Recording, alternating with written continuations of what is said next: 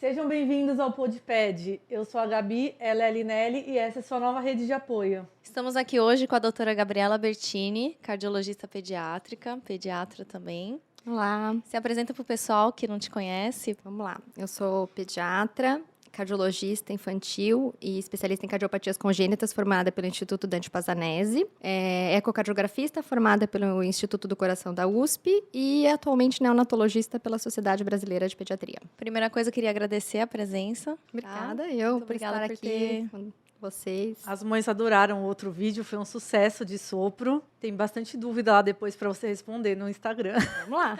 E hoje vamos falar sobre a avaliação do cardiologista no início das atividades físicas na infância. O quão é importante essa avaliação do cardiologista? Toda criança tem que passar pelo cardiologista antes de começar a praticar um esporte? Como é que é? Como que funciona? O ideal seria que toda criança fizesse uma avaliação cardiológica antes da atividade física, né? Avaliar os sinais vitais, né? A frequência cardíaca, a pressão arterial, importantíssima a criança ter a aferição da PA em algum momento, em alguma consulta. A saturação, né? Ou oximetria, tá?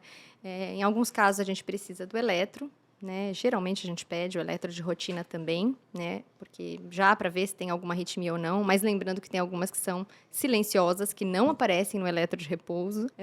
O ecocardiograma, que é o famoso ultrassom do coração, que vai mostrar toda a parte estrutural desse coraçãozinho, né? As cavidades, as paredes, né? Se existe ou não algum defeitinho ali dentro, algum buraquinho, como disse a Gabi aí no outro vídeo. A função das válvulas, né? Que eu brinco que são como portinhas do coração, os corredores que vão levar o sangue, né? Como a aorta que leva sangue para o corpo todo, a artéria pulmonar que vai irrigar os pulmões. Então é importante fazer o eco. E em algumas crianças a gente precisa até de outros.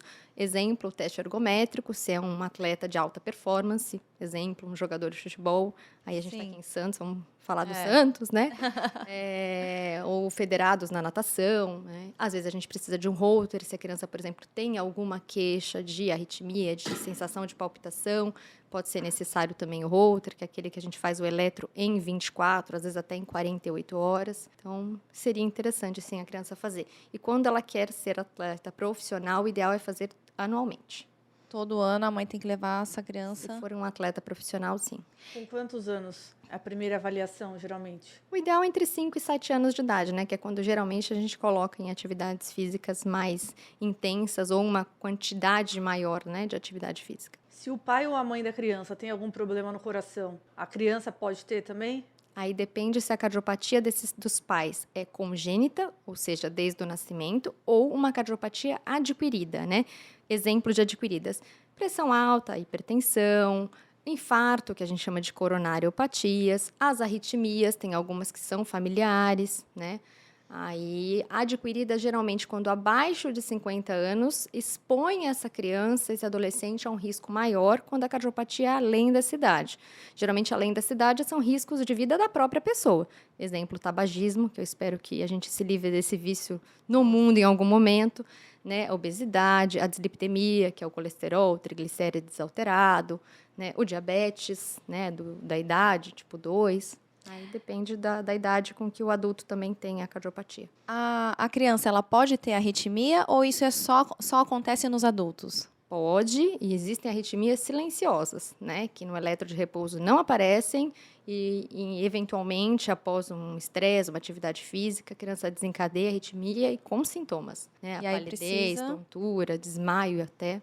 E aí, qual que é o segmento? Ela vai ter que fazer algum tipo de tratamento ou A acompanhamento? arritmia, dependendo do tipo da arritmia, né? A gente divide aí em alguns blocos, né? A gente pode precisar, né? Diminuir estimulantes, exemplo, cafeína, chocolate, Coca-Cola, Guaraná. Desculpa aí os nomes comerciais, mas tudo que a criança gosta, né? O que é o mais fácil das pessoas entenderem. Às vezes a gente precisa reduzir a concentração, né, dos estimulantes. Atividade física pode ser necessário Diminuir a intensidade, né? Às vezes é necessário medicamento também para controlar a frequência cardíaca da criança. E às vezes a gente precisa até do cateterismo para fazer realmente a que a gente chama de ablação, né? Que é queimar uma fiação elétrica a mais que possa existir, levando a um curto-circuito na criança, por exemplo. Criança pode ter pressão alta? Pode também. Geralmente, em crianças abaixo de 7 anos, a pressão alta é secundária a alguma outra doença, e não propriamente do coração, e não a hipertensão arterial essencial ou primária, que a gente chama do adulto, tá? O mais comum é ser secundária, doenças renais, doenças endocrinológicas, e aí, geralmente, o cardiologista vai interferir, vai investigar em conjunto com essas outras especialidades. E quais são os sinais de alerta uma criança fazendo atividade física? Tem alguma coisa que chame a atenção? Dor no peito? A dor no peito é uma queixa muito comum no consultório do cardiologista infantil, né? Até porque a criança não sabe, muitas vezes aquela sensação do desconforto, o coração acelerado, a taquicardia, ela relata como dor no peito, ela não sabe relatar, meu coração está acelerado. Ela muitas não sabe vezes, falar, né? ela relata como uma dor no peito, é uma queixa muito comum, mas na minoria dos casos é cardíaco, né? A maior parte é por outras causas, dores musculares, distensão gasosa, né? Pode acontecer e levar a dor no peito também. É lógico que se tem a queixa, precisa da investigação, mas geralmente é uma minoria dos casos. São poucas entidades cardiológicas que dão realmente a dor de origem cardíaca, ou por falta de irrigação sanguínea, né?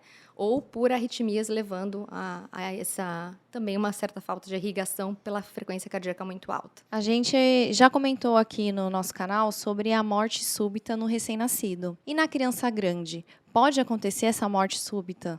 Pode, em algumas não. cardiopatias, como por exemplo a cardiomiopatia hipertrófica, que a gente já teve alguns exemplos aí nos jovens, né? Geralmente é adulto jovem, né? Mas pode ser no adolescente, né? A miocardiopatia hipertrófica, quando o coraçãozinho é mais musculoso, né? A parede dele é mais espessa, mais musculosa do que deveria ser, mais grossa, dificultando o enchimento do coração, do sanguíneo entrar e a ejeção, o sanguíneo sair. Existem algumas arritmias que são malignas, as arritmias ventriculares, que podem desencadear também a morte súbita. Então, se na família alguém tem algum problema de coração, é interessante essa criança passar por avaliação, se né? a família tem, se alguém da família, principalmente de primeiro grau, tem miocardiopatia hipertrófica, é interessante essa criança ser avaliada, e aí o menino, principalmente até 21 anos de idade. Meninos e meninas, mas o homem precisa ter uma idade maior. Aí é Realmente, anual. A gente tem que fazer anual até 21 anos, se o pai ou a mãe tem, por exemplo, a miocardiopatia hipertrófica. E em arritmias também ventriculares malignas, né, com às vezes até morte súbita abortada, né, pode acontecer, a gente também precisa avaliar. O problema é que nas arritmias, muitas vezes o eletro de repouso também não aparece.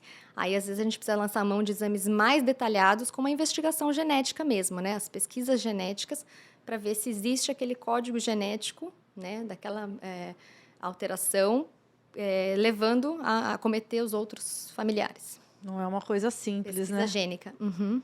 É bem complexo, né? A gente queria te agradecer mais uma vez. Conseguimos responder todas as dúvidas aqui das mães. Você é sempre bem-vinda aqui. Obrigada. Volte mais vezes para a gente poder conversar mais tempo. Vamos lá. Deixa seu Instagram aqui para o pessoal te seguir, o seu consultório, onde que é. Doutora, DRA, né? Ponto Gabriela Bertini, tudo junto. Consultório Solacis, né? Lá no Praia Mar Corporate, sala 1412. É isso aí, pessoal. Se você ainda não se inscreveu no nosso canal, se inscreve, ative as notificações. E é isso. Até o próximo. Tchau, tchau.